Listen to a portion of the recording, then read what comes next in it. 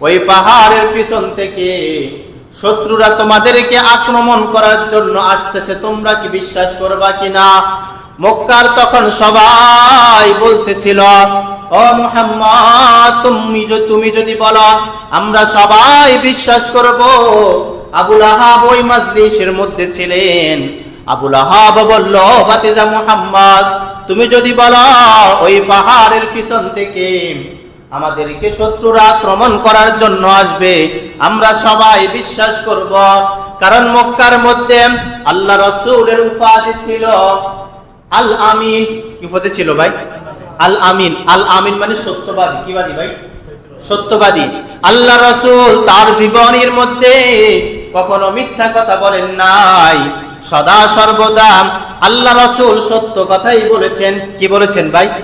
তাহলে বোঝা গেল দুনিয়ার জমিনের মধ্যে আমরা কখনো মিথ্যা কথা বলবো না, সদা সর্বদা সত্যের উপর অটল থাকবো। কিসের উপর ভাই? কারণ আল্লাহ রাসূল তার জীবনের মধ্যে কখনোই মিথ্যা কথা বলে নাই, সত্য কথাই বলেছেন। এই সত্য কথা বলার কারণে মক্কার লোকেরা আল্লাহ রাসূলকে উপাধি দিয়েছেন আল আমিন। আল আমিন উপাধি দিয়েছেন। আবুল আহাব বলতেছিল, ও ভাতিজা মুহাম্মদ, তুমি যেটাই বলবো আমরা সেইটাই শুনবো, আমরা সেইটাই বিশ্বাস করব। আল্লাহ রাসূলের अंदाज बया करछे बहुत शौक नहीं है,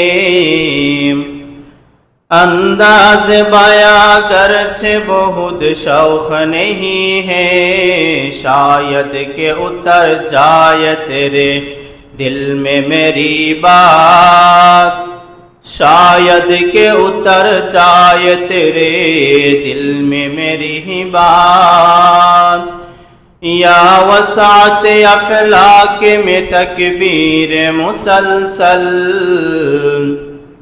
या वसात अफलाक में तकबीर मुसलसल, या खाक के आहोश में तस्बीह मुनाजात, वो मजहब मर्दान खुदा गाहे खुदा मास्त, वो मजहब मर्दान खुदा गाहे खुदा मास्त, वो मजहब मुल्ला व जमा दातु नबातात, वो मजहब मुल्ला व जमा दातु नबातात, ला इलाहा इल्लल्लाह, ला इलाहा इल्लल्लाह, ला इलाहा इल्लल्लाह, ला इलाहा इल्लल्लाह,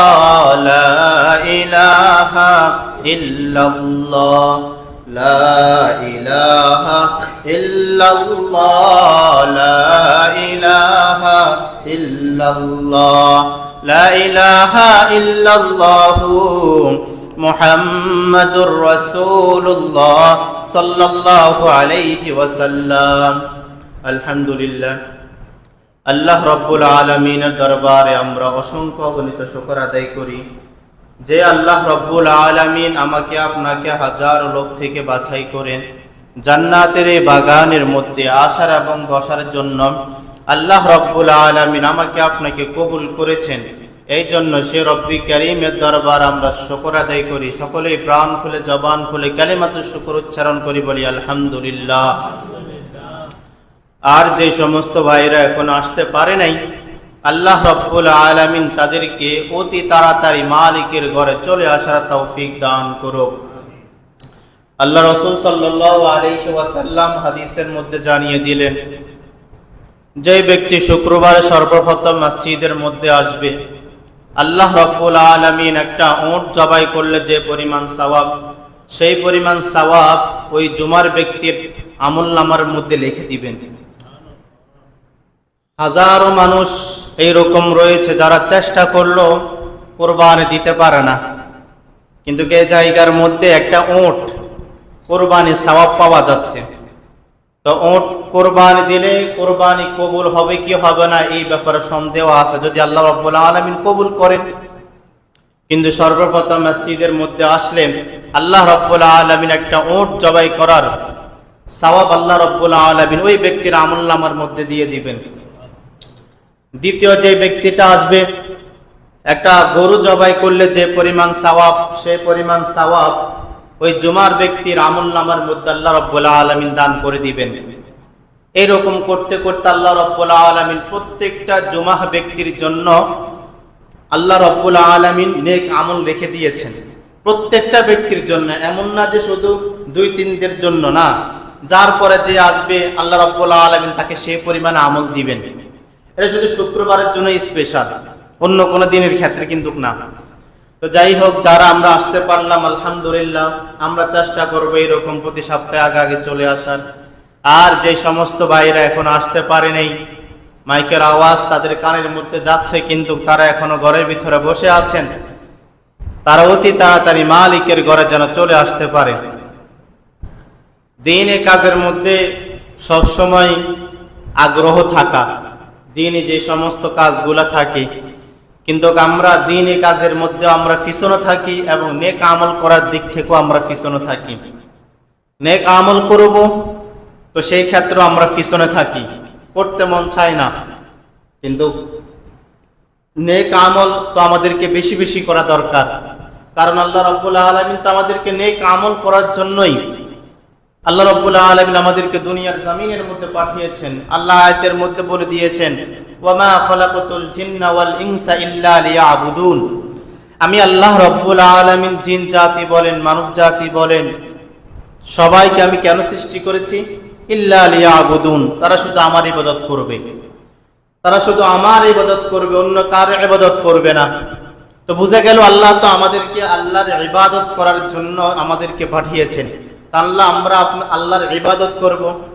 আল্লাহ এটা বলেন নাই যে তুমি সর্বদা শুধু আমার ইবাদত করো, আরে কিন্তু আল্লাহ রাব্বুল আলামিন বলেন নাই ইবাদত শেষ তুমি তোমার কাজকর্মের মধ্যে চলে যাও। আবার যখন মুয়াজ্জিন উচ্চারণ করবে আল্লাহু আকবার আল্লাহু আকবার, দুনিয়ার কেউ বড় না, একমাত্র আমার আল্লাহ বড়। মুয়াজ্জিন তো সদা সর্বদা আমাদেরকে এটাই স্মরণ করিয়ে দেয়, দুনিয়ার কেউ বড় না, একমাত্র আল্লাহই বড়। আল্লাহু আকবার আল্লাহু আকবার। তো দুনিয়ার কেউ বড় না, একমাত্র আল্লাহ বড়। তো ওই আল্লাহ যখন আমাদেরকে ডাক দিবে তখন তো আমরা মসজিদের মধ্যে চলে আসতে হবে। দুনিয়ার জমিনের মধ্যে নিজাম রয়েছে। নিজামটা কি? যখন কোনো সম্মানিত ব্যক্তি অথবা বাবা অথবা বড় ভাই যখন ছেলেদেরকে ডাক দেয় অথবা ছোট ভাইদেরকে ডাক দেয়, তখন কিন্তু তারা তাদের ডাক শুনে কিন্তু তাদের কাছে চলে আসে, আসে না ভাই? হ্যাঁ, চলে আসে। বড়রা ডাকলে ছোটরা চলে আসে, এটাই দুনিয়ার নিজাম। কিন্তু হ্যাঁ, দুনিয়ার জামিনের মধ্যে এই নিজামটা আমাদেরকে রাখতে হবে যে গোটা দুনিয়ার মালিক হলো আল্লাহ রাব্বুল আলামিন। আল্লাহ রাব্বুল আলামিন যখনই ডাক দিবেন আল্লাহু আকবার আল্লাহু আকবার, দুনিয়ার কেউ বড় না, একমাত্র আমি আল্লাহ বড়, তখন প্রত্যেকটা কাজকর্ম বাদ দিয়ে আল্লাহর ঘরের ভিতরে চলে আসতে হবে। ওই যে দুনিয়ার জামিনের মধ্যে নিজাম, বড়রা ডাকলে ছোটরা চলে আসে। বড় মানুষ ডাক দিয়েছে, কেমনে না যায়? তো সব কিছুর বড়ই তো আমার আল্লাহ রাব্বুল আলামিন। আল্লাহ রাব্বুল আলামিন যখন ডাক দিবেন তো আল্লাহ রাব্বুল আলামিনের ডাকে কিন্তু আমাদেরকে সাড়া দিতে হবে। তো যাই হোক, যারা এখনো মসজিদের মধ্যে আসতে পারতেছেন না, রবের আওয়াজ শোনার পরও আসতে পারতেছেন না, আল্লাহ রাব্বুল আলামিন তাদেরকে অতি তাড়াতাড়ি মালিকের ঘরে চলে আসার তৌফিক দান করুন। আল্লাহ রাসূল সাল্লাল্লাহু আলাইহি ওয়াসাল্লাম দ্বীনের দাওয়াত দিতেন। আমি যে সূরাতুল লাহাবটা তেলাওয়াত করেছি, একেবারে প্রসিদ্ধ সূরা সূরাতুল লাহাব। তো সূরা সম্পর্কে কিছু দিক নিদর্শন দিব। এই সূরা সম্পর্কে আল্লাহ রাব্বুল আলামিন আমাদের কি বোঝাচ্ছেন এ সম্পর্কে কিছু আলোচনা করার জন্য চেষ্টা করব। আল্লাহ রাসূল সাল্লাল্লাহু আলাইহি ওয়াসাল্লাম দ্বীনে দাওয়াত দিতেন। তো আল্লাহ রাসূলের অনেক চাচা ছিল। চাচাগুলার মধ্যে একজন চাচা ছিলেন আবু তালেব। আবু তালেব, এই আবু তালেব আবার আল্লাহ রাসূলকে অনেক বেশি মহব্বত করতেন। অন্যান্য চাচাগুলা যে পরিমাণ মহব্বত করতেন না, কিন্তু আবু তালেব আল্লাহ রাসূলকে বেশি মহব্বত করতেন। কিন্তু আবু তালেব ইসলাম গ্রহণ করেন নাই। আবু তালেব ঘোষণা করে দিলেন যে আমার ভাতিজা মুহাম্মদকে কেউ কখনো কিছু বলতে পারবে না, এবং তার গায়ের মধ্যে মক্কার কেউ কোনো ব্যক্তি হাত তুলতে পারবে না, এমন একটা আইন জারি করে দিয়েছে। আবু তালেব যখন দুনিয়া থেকে বিদায় হয়ে চলে যাবেন, মুমূর্ষু অবস্থায় শুয়ে আছেন, তার চতুর্পাশ দিয়ে মক্কার বড় বড় লিডাররা তার ঘেরাও দিয়ে আছেন। আবু জাহেল, উতবা, সাইবা, আবু লাহাব সবাই চতুর্দিক থেকে ঘিরে আছেন। আল্লাহ রাসূল সাল্লাল্লাহু আলাইহি ওয়াসাল্লাম আবু তালেবের মাথার কাছে ছিলেন আর বলতেছিলেন, ও চাচা একটু কালিমাটা পাঠ করেন না। ও চাচা আপনি জাহান্নামের আগুনের মধ্যে জ্বলবেন, আমি কি করে মুহাম্মদ সইব? ও চাচা একটু কালিমাটা পাঠ করেন না। কিন্তু আবু তালেব কালিমা পাঠ করতে পারলেন না। কেন পারলেন না? মক্কার বড় বড় লিডাররা বলতেছিল, ও আবু তালেব আপনি কি আপনার বংশ নির্বংশ করে, বংশ পরস্পরকে বাদ দিয়ে আজকে মুহাম্মদের ধর্ম গ্রহণ করে আপনি কবরের মধ্যে যেতে চান? আপনি তো আমাদের মান সম্মান সব কিছু ডুবিয়ে ফেলবেন। আপনি তো আমাদের মান সম্মান সবকিছু ডুবিয়ে ফেলতেছেন। আপনি কি করে ইসলাম গ্রহণ করবেন? এই কথাবার্তা বলার পর আবু তালেব আর ইসলাম গ্রহণ করতে পারে নাই। আল্লাহ রাসূল অনেকবার আবদার করলেন, ও চাচা আপনি লা ইলাহা ইল্লাল্লাহ বলেন, মুহাম্মাদুর রাসূলুল্লাহ বলার প্রয়োজন নাই, এরপরও আমি আপনার জন্য আল্লাহর আদালতের মধ্যে সুপারিশ করব। কিন্তু আবু তালেব ইসলাম গ্রহণ করতে পারলেন না। ইসলাম গ্রহণ করতে পারলেন না। শেষ মুহূর্তে দুনিয়া থেকে বিদায় হয়ে চলে গেলেন। আল্লাহ রাসূল সাল্লাল্লাহু আলাইহি ওয়াসাল্লাম দ্বীনের দাওয়াত দিতেন, প্রকাশ্যে দিতেন না, গোপনে গোপনে দিতেন। গোপনে গোপনে মানে সর্বপ্রথম প্রকাশ্যে দেওয়ার আইনটা আল্লাহ রাব্বুল আলামিন দেন নাই। গোপনে গোপনে কিছু কিছু দ্বীনের দাওয়াত দিতেন। আল্লাহ রাসূল সাল্লাল্লাহু আলাইহি ওয়াসাল্লাম যখন নবুয়ত পাইলেন, নবুয়ত 40 বছর বয়সে নবুয়ত পাইছেন। কয় বছর বয়সে? 40 বছর বয়সে আল্লাহ রাসূল সাল্লাল্লাহু আলাইহি ওয়াসাল্লাম নবুয়ত পাইছেন। নবুয়ত পাওয়ার পরে দেখেন যে আমি যে সূরাতুল লাহাবটা তেলাওয়াত করেছি, তাব্বাত ইয়াদা আবি লাহাবি ওয়া তাব, এই সূরাটা কেমনে নাজিল হয়েছে? নবুয়ত পাওয়ার পরে আল্লাহ রাসূল সাল্লাল্লাহু আলাইহি ওয়াসাল্লাম এবার প্রকাশ্যে দ্বীনের দাওয়াত দিবেন। যখন প্রকাশ্যে দ্বীনের দাওয়াত দিবেন, আল্লাহ রাসূল ঘোষণা করে দিলেন, দ্বীনের নবী মায়ার নবী রাহমাতুল লিল আলামিন ঘোষণা করে দিলেন, ওই মক্কার লোকেরা, মদিনার লোকেরা, তোমরা ওই হেরা পর্বত পাহাড়ের উপর মধ্যে যাও। ওই জায়গার মধ্যে আল্লাহ রাসূল সাল্লাল্লাহু আলাইহি ওয়াসাল্লাম পাহাড়ের চূড়ার মধ্যে যখন সবাইকে একসাথে হওয়ার জন্য ঘোষণা দিলেন, সবাই যখন একসাথে হইল, আল্লাহ রাসূল সাল্লাল্লাহু আলাইহি ওয়াসাল্লাম সবাইকে একত্রিত করে বলতেছিলেন, আমি যদি তোমাদেরকে বলি ওই পাহাড়ের পিছন থেকে শত্রুরা তোমাদেরকে আক্রমণ করার জন্য আসতেছে, তোমরা কি বিশ্বাস করবা কিনা? মক্কার তখন সবাই বলতেছিল, ও মুহাম্মদ তুমি যদি বলো আমরা সবাই বিশ্বাস করব। আবু লাহাব ওই মাজলিসের মধ্যে ছিলেন। আবু লাহাব বলল, ভাতিজা মুহাম্মদ তুমি যদি বলো ওই পাহাড়ের পিছন থেকে আমাদেরকে শত্রুরা আক্রমণ করার জন্য আসবে, আমরা সবাই বিশ্বাস করব। কারণ মক্কার মধ্যে আল্লাহ রাসূলের উপাধি ছিল আল আমিন। কি উপাধি ছিল ভাই?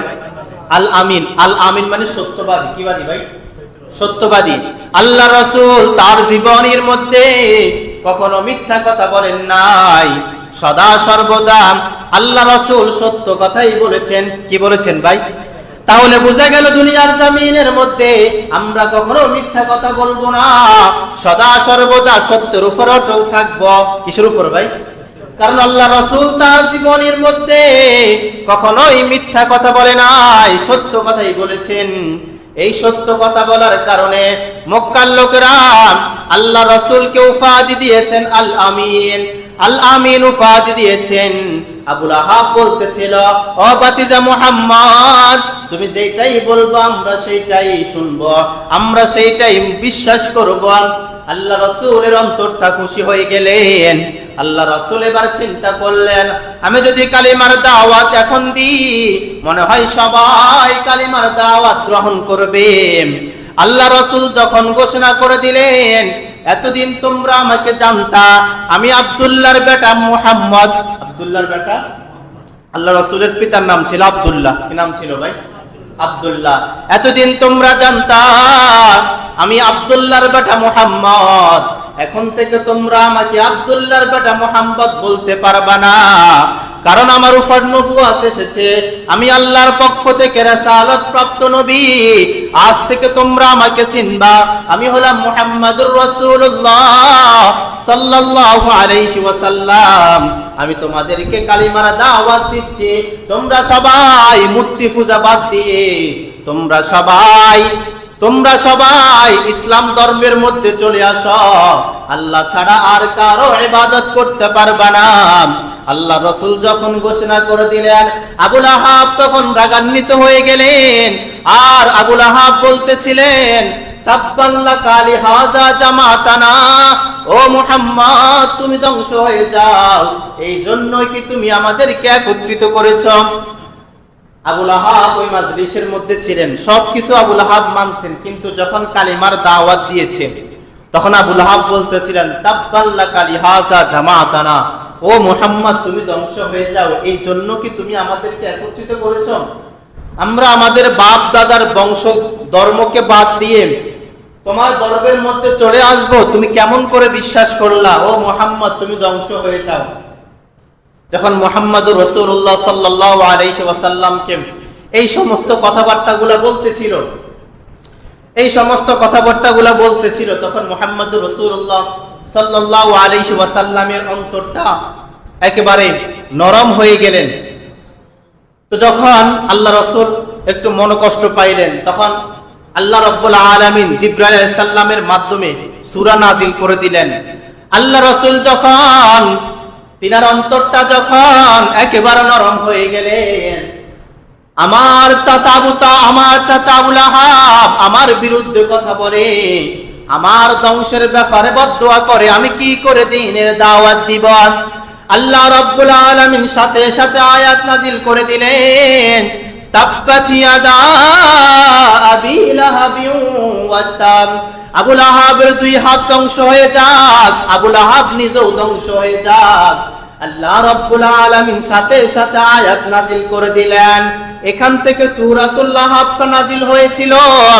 আল্লাহ রাব্বুল আলামিন আবু লাহাবকে উদ্দেশ্য করে, আবু লাহাবের পুরা বংশকে উদ্দেশ্য করেন আল্লাহ রাব্বুল আলামিন এই সূরাতুল লাহাব নাজিল করলেন। আল্লাহ রাব্বুল আলামিন আয়াত নাজিল করে দিলেন, তাব্বাত ইয়াদা আবি লাহাবি ওয়া তাব, আবু লাহাবের দুই হাত ধ্বংস হয়ে যাক, আবু লাহাব নিজেও ধ্বংস হয়ে যাক, আবু লাহাব ধ্বংস হয়ে গিয়েছে। আবু লাহাব এই পরিমাণ ধ্বংস হয়ে গিয়েছে, একেবারে আয়াতের শেষে বলবো কি পরিমাণ আবু লাহাব ধ্বংস হয়েছিল, আল্লাহ রাব্বুল আলামিন কি পরিমাণ তাকে নিকৃষ্ট মৃত্যু দান করেছে আবু লাহাবকে। তো প্রথম আয়াতের মধ্যে আল্লাহ রাব্বুল আলামিন আয়াত নাযিল করে দিলেন, তাব্বাত ইয়াদা আবি লাহাবি ওয়া তাব, আবু লাহাবের দুই হাত ধ্বংস হয়ে যাক, যে হাত দ্বারা আবু লাহাব আল্লাহ রাসূলকে ইশারা করেছেন, ও মুহাম্মদ তুমি ধ্বংস হয়ে যাক। আল্লাহ পরবর্তী আয়াত নাযিল করে দিলেন, তাব্বাত ইয়াদা আবি লাহাবি ওয়া তাব, আবু লাহাব ধ্বংস হয়ে যাক, আবু লাহাব যা কিছু আছে সবকিছু ধ্বংস হয়ে যাক। এরপর আল্লাহ রাব্বুল আলামিন আবার আয়াত নাযিল করে দিলেন, মা আগনা আনহু মালুহু ওয়া মা কাসাব, আবু লাহাবের ধন সম্পদ কোনো কাজে আসবে না, এবং আবু লাহাবের ছেলে সন্তানও কোনো কাজে আসবে না, কোনো কাজে। এই আয়াতটা নাজিল করার উদ্দেশ্য কি?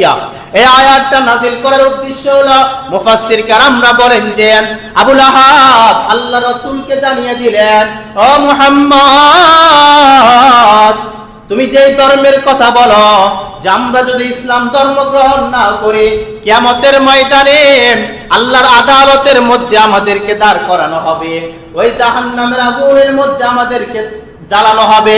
ও মুহাম্মদ তুমি শুনে রাখো, আমার অনেক ধন সম্পদ আছে, আমি যদি দুনিয়া থেকে বিদায় হয়ে চলে যাই, আমার ছেলে সন্তানদেরকে আমি বলে যাব, আমার ধন সম্পদের বিনিময়ে যেন আল্লাহ আমাকে মাফ করে দেন, আল্লাহ আমাকে কি করে দেন, মাফ। আবু লাহাব বলতেছে যে আমার অনেক ধন সম্পদ রয়েছে, এই ধন সম্পদের বিনিময়ে আমি আল্লাহর কাছ থেকে মাপ চেয়ে নিব।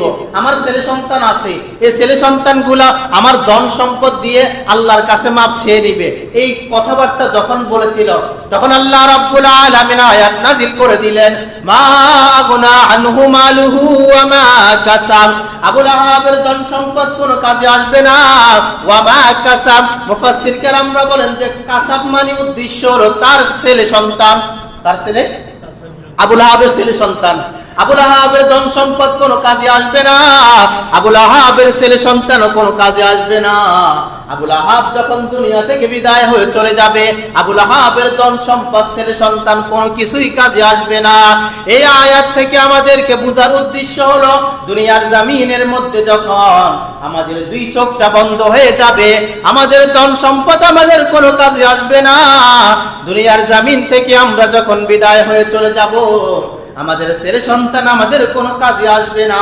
হ্যাঁ, ছেলে সন্তান কাজে আসবে যদি কোরআন শিক্ষা ছেলে সন্তানকে দেন, কোরআন শিক্ষা ছেলে সন্তানকে দেন। আবু লাহাব আল্লাহ রাসূলকে বললেন যে আমি আমার ধন সম্পদ দিয়ে আল্লাহর কাছে মাপ চেয়ে নিব। আচ্ছা, দুনিয়ার জমিন থেকে কোনো ব্যক্তি যদি মৃত্যুবরণ করে, তার ধন সম্পদ কোনো কাজে আসবে ভাই? কখনোই কোনো কাজে আসবে না।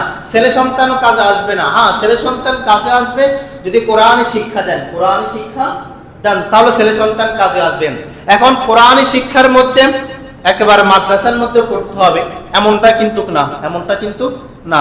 আপনি আপনার ছেলেকে কোরআন শিক্ষা দিলে চলবে, একবারে মাদ্রাসার মধ্যে পড়াইতে হবে। হ্যাঁ, পড়লে তো আলহামদুলিল্লাহ ভালো, না পড়াইলেও কোরআন শিক্ষাটা দিতে হবে, কোরআন শিক্ষাটা দিতে হবে, তাহলে ছেলে সন্তান কাজে আসবে। ছেলে সন্তান কি আসবে ভাই? কাজে আসবে। তো আবু লাহাবের ব্যাপারে আল্লাহ রাব্বুল আলামিন প্রথম আয়াত নাযিল করে দিলেন, তাব্বাত ইয়াদা আবি লাহাবি ওয়া তাম। আবু লাহাবের দুই হাত ধ্বংস হয়ে যাক, আবু লাহাব নিজেও ধ্বংস হয়ে যাক। এরপরে আয়াত নাযিল করে দিলেন, মা আগনা আনহু মালুহু ওয়া মা কাসাব। আবু লাহাবের ধন সম্পদ ধ্বংস হয়ে যাক এবং আবু লাহাবের ছেলে সন্তানের কোনো কাজে আসবে না। ছেলে সন্তান কি আসবে না ভাই? কোনো কাজে আসবে না। এবার বলতেছেন, সায়াসলা নারান যাতাল লাহাবি ওয়া ইমরাতুহু হাম্মালাতাল হাতাব। শুধু আবু লাহাব নয়, আবু লাহাবের পুরা পরিবারের জন্য এই সূরাটা আল্লাহ রাব্বুল আলামিন নাযিল করেছেন। আবু লাহাবের স্ত্রী উম্মে জামিল, নাম কি ভাই? উম্মে জামিল। আবু লাহাবের স্ত্রীর নাম কি ছিল? উম্মে জামিল ছিল। এই উম্মে জামিলের ব্যাপারে আল্লাহ রাব্বুল আলামিন আয়াত নাযিল করে দিলেন, সায়াসলা নারান যাতাল লাহাবি ওয়া ইমরাতুহু হাম্মালাতাল হাতাব। আবু লাহাবের পুরা পরিবারের জন্য আল্লাহ রাব্বুল আলামিন এই সূরাটা নাযিল করে দিলেন। আবু লাহাবের স্ত্রী উম্মে জামিল, সে কি করেছিল? আল্লাহ রাসূলের চলাচলের মধ্যে, যে জায়গার মধ্যে আল্লাহ রাসূল চলাফেরা করে, ওই জায়গার মধ্যে খেজুর গাছের কাঁটা উম্মে জামিল রাস্তার মধ্যে ছিটিয়ে রাখতো। কিসের কাঁটা ভাই? খেজুর গাছের কাঁটাগুলো উম্মে জামিল রাস্তার মধ্যে ছিটিয়ে রাখতো, রাস্তার মধ্যে ছিটিয়ে রাখতো। উম্মে জামিল কি করলো? বড় বড় পাথর নিয়ে আল্লাহ রাসূল সাল্লাল্লাহু আলাইহি ওয়াসাল্লামকে মারার উদ্দেশ্যে রওনা হয়েছিল। আল্লাহ রাসূল মক্কার মধ্যে বসে বসে, বাইতুল্লাহর মধ্যে বসে বসে কোরআন কারীম তেলাওয়াত করতেছিল। আবু বকর আল্লাহ রাসূলের পাশেই বসা ছিল। উম্মে জামিল হাতের মধ্যে পাথর নিয়ে আল্লাহ রাসূলকে মারার জন্য আসতেছিল। আবু বকর যখন দেখতেছিল আর বলতেছিল, পয়গম্বর, আপনার চাচি উম্মে জামিল আপনাকে মারার জন্য আসতেছিল। মুহাম্মাদুর রাসূলুল্লাহ সাল্লাল্লাহু আলাইহি ওয়াসাল্লাম বললেন, ও আবু বকর, তুমি চিন্তা করো না, আল্লাহ আমাকে হেফাজত করবেন। উম্মে জামিল যখন বাইতুল্লাহর সামনে চলে আসলো আর আবু বকরকে বলতেছিল, ও আবু বকর, তোমার বন্ধু মুহাম্মদ কোথায়? অথচ কিন্তু আবু বকরের পাশে আল্লাহ রাসূল বসা ছিলেন, কোরআন কারীম তেলাওয়াত করতেছিলেন। উম্মে জামিল বলতেছিল, ও আবু বকর, তোমার বন্ধু মুহাম্মদ কোথায়? মুহাম্মাদের ভাগ্য ভালো, আজকে যদি আমি মুহাম্মদকে পাইতাম, এই পাথরের আঘাতের মাধ্যমে আমি মুহাম্মদকে হত্যা করে ফেলতাম। উম্মে জামিল এই কথা বলে চলে গেল। আবু বকর মুহাম্মাদুর রাসূলুল্লাহ সাল্লাল্লাহু আলাইহি ওয়াসাল্লামকে বললেন, আমি আপনাকে দেখতে পাইলাম, কিন্তু উম্মে জামিল কেন আপনাকে দেখতে পাইল না? আল্লাহ রাসূল তখন জানিয়ে দিলেন, ও আবু বকর, আমি যখন কোরআন কারীম তেলাওয়াত করি তখন আল্লাহ কাফের এবং আমার মাঝখানে একটা নূরের পর্দা দিয়ে দেন, যার কারণে কাফেররা আমাকে দেখতে পায় না। কাফেররা আমাকে দেখতে পায় না। আমি যখন কোরআন কারীম তেলাওয়াত করি তখন কাফেরদের মাঝে আর আমি মুহাম্মাদের মাঝে আল্লাহ রাব্বুল আলামিন নূরের পর্দা দিয়ে দেন, যার কারণে কাফেররা আমাকে দেখতে পায় না, আমাকে দেখতে পায় না। তো উম্মে জামিলের ব্যাপারে আল্লাহ রাব্বুল আলামিন আয়াত নাযিল করে দিলেন। উম্মে জামিল